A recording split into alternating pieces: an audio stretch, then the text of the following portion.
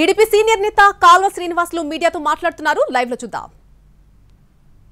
అతిపెద్ద జోక్ అని ఆ రోజే అందరూ అనుకున్నారు. వైనాట్ 175 175 స్థానాల్లో కూడా గెలుస్తున్నామని ఏదైతే చెప్పాడో అంటే సాధ్యము కానిది చెప్పాడు కాబట్టి అది సత్యము కాదని ఆ రోజే అందరూ కూడా అనుకున్నారు.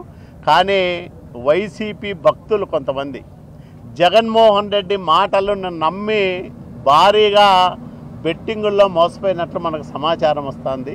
ఈ రకంగా కూడా జగన్మోహన్ రెడ్డి తనను నమ్ముకున్న వాళ్ళను నట్టేట ముంచాడు. 5 సంవత్సరాలు రాష్ట్రాన్ని రాష్ట్ర భవిష్యత్తును నాశనం చేసి బడుగు బలహీన వర్గాల సంక్షేమానికి సమాధి గట్టి రాష్ట్ర అభివృద్ధికి పాడగట్టి ఒక వికృతమైన చేష్టలతో రాక్షస పరిపాలన చేసి ఆంధ్రప్రదేశ్ రాష్ట్రాన్ని సర్వనాశనం చేశాడు.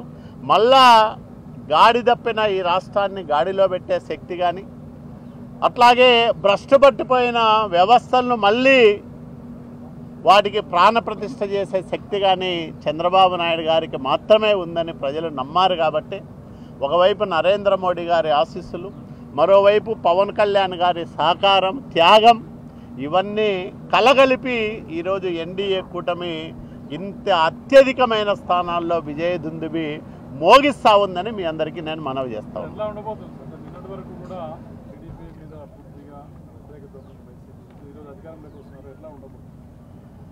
చంద్రబాబు నాయుడు గారు కక్షపూరితమైన రాజకీయాల జోలికి వెళ్ళే వ్యక్తి కాదు. కానీ ఎవరైతే జగన్మోహన్ రెడ్డి కోసం పరిధి దాటి పనిచేశారో, చట్టాన్ని చేతిలో తీసుకొని తెలుగుదేశం పార్టీ నాయకులను, కార్యకర్తలను, ప్రజలను, ప్రజా సంఘాల వాళ్ళను హింసించారో, బాధ పెట్టారో వాళ్ళు చట్ట ప్రకారంగా తగిన మూల్యం చెల్లించుకోక తప్పదని మాత్రం నేను గట్టిగా చెప్పదలుచుకున్నాను.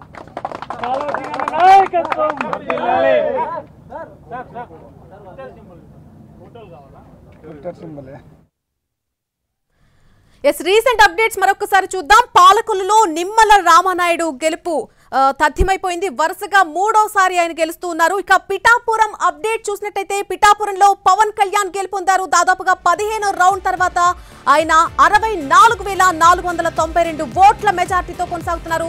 ఆయన గెలుపు తథ్యమని చెప్పుకోవచ్చు. ఇంకా నెక్స్ట్ భీమవరం జనసేన అభ్యర్థి రామాంజనేయులు విజయం సాధించారు. రాజానగరం జనసేన అభ్యర్థి బలరామకృష్ణ విజయం సాధించారు. రాజమండ్రి నుంచి కూటమి అభ్యర్థి ఆదిరెడ్డి వాసు విజయాన్ని సాధించారు. అనపర్తి నుంచి బీజేపీ అభ్యర్థి నల్లమిల్లి గెలుపొందారు. ఉరవకొండ టీడీపీ అభ్యర్థి పయ్యవల కేశవ్ గెలుపొందారు. ఉండి నుంచి రఘురామకృష్ణరాజు గెలుపొందడం జరిగింది. ఏపీ వ్యాప్తంగా విజయ దుందుబి మోగుతున్నారు కూటమి అభ్యర్థులంతా కూడా. కూటమి సునామీ క్రియేట్ చేస్తోంది. వైసీపీ సునామీలో కొట్టుకుపోతోంది. అన్ని జిల్లాల్లో కూడా మనకి ఇదే సేమ్ సిచ్యువేషన్ కనిపిస్తోంది. దాదాపుగా క్లీన్ స్వీప్ చేసేసినటువంటి పరిస్థితి కనిపిస్తోంది. రాయలసీమలో కూడా వింతగా అసలు రాయలసీమలో కూడా వైసీపీ ప్రభావం ఎక్కడా కనిపించలేదు. కోస్తా జిల్లాల్లో కూడా జనం కూటమికే జై కొట్టారు. తెలుగుదేశం పార్టీ చరిత్రలో అతిపెద్ద విజయంగా దీన్ని చెప్పుకోవచ్చు.